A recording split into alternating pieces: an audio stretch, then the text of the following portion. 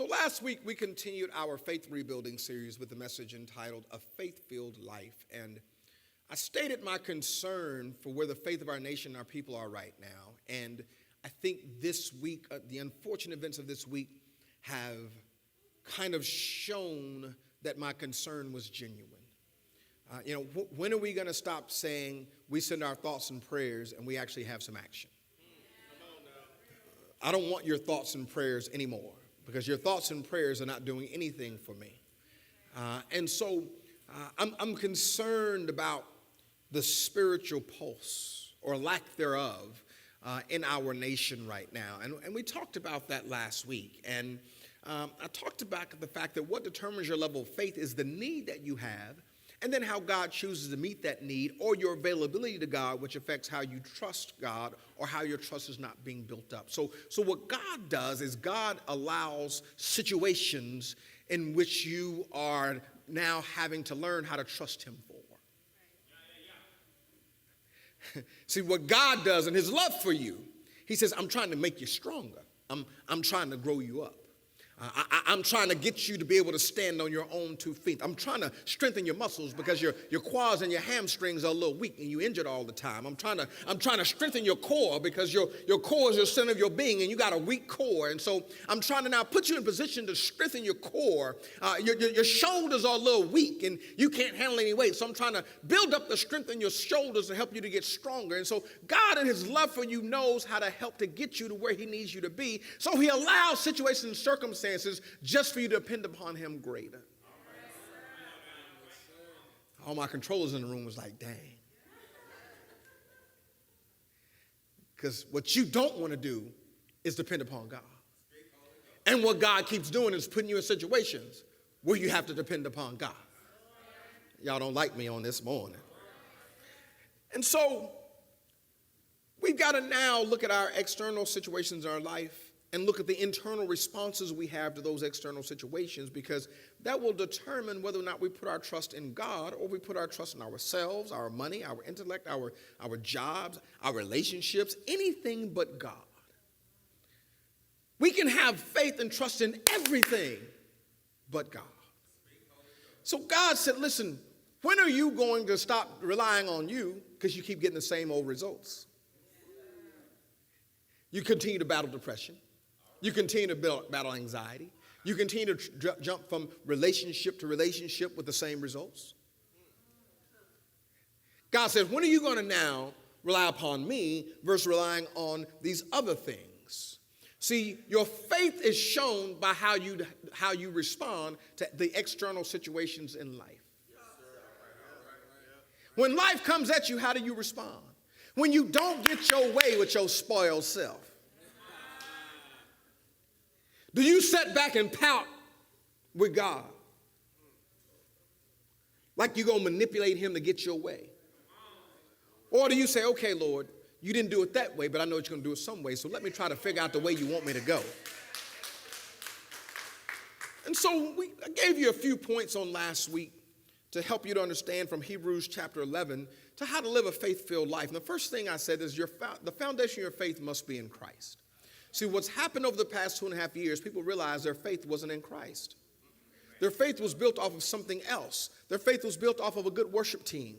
Their faith was built off of a hype hope message. Their faith was built off of a relationship with somebody in the church. Their faith was built off of something but God. And so then those things got removed, and all of a sudden the people got removed. All of a sudden now it's hard for people to come back to church because they really didn't have a relationship with God to begin with. They were just a part of the group. If I don't have a relationship, then I don't feel no type of way. So don't you feel good about not going to church? No. Because you never needed the church anyways. You may have been here because of what the church could do for you. So said that you've got to make sure your foundation of your faith must be Christ. Second thing I said, if you want to live a faith-filled life, stop being a byproduct of your seasons. Understand this. Seasons change. Everything, listen, we live in Texas. Listen, in 1 week, we can go from 0 to 100 with the weather. Stop being a byproduct for your season. Prepare for the season, knowing that it's coming. Don't let the season change you. You change the season. See, what you don't understand is that God allowed the season because he's trying to make sure the season changes you. And you're trying to wait for your season to change. God said, no. You'll see, listen, some of y'all, I want to help somebody. I'm going to get somebody delivered this morning. Your season ain't going to change. Stop praying for your season to change. Pastor, why not my season? Why is my season going to change? God said, your season ain't changing until you change.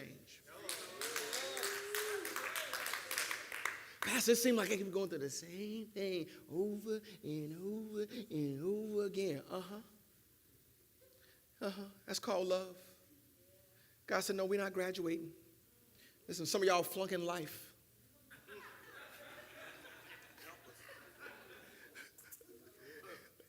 Listen, no, Tanisha's here. Got a few other educators in the room, Ari and some others, Chantel.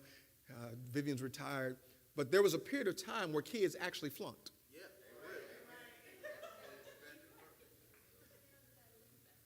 There's a period of time where teachers looked at you and said, you have not mastered the necessary skill set to be promoted to the next grade level. And if I put you in the next grade level with your current skill set, you're going to fail and fall behind.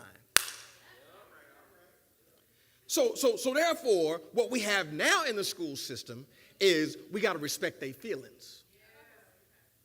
So therefore now, kids automatically get promoted. Unless a parent steps in and says, no, they keep them back. And a parent ain't going to do that. So therefore, now you got children trying to operate at a level they don't have the skill set to operate at because they never mastered the skill set in their previous grade level.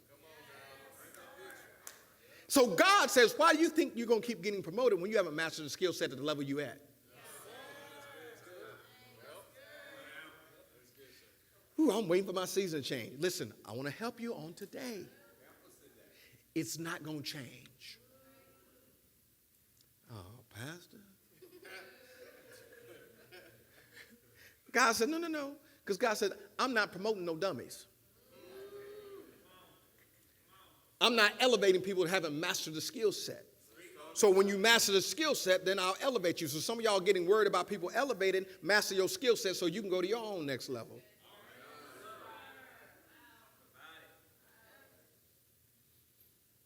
Last point I gave last week. Understand that God only rewards your faith.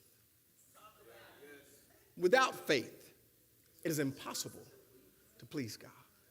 So therefore, I can't do anything to please God besides have faith and trust in him. Listen, God is not impressed by your behavior modification. So you had 1 week where you didn't do no dirt. Good for you. That don't please God. You showed up at work on time for 2 weeks in a row, and you're like, I deserve a cookie. Can I get a gold star? No, you can keep a job. That's what you can do. God, aren't you impressed with me? No, the only thing that impresses God is your faith. You can't impress a holy God. God ain't impressed by you. God's impressed by his son, and that's it.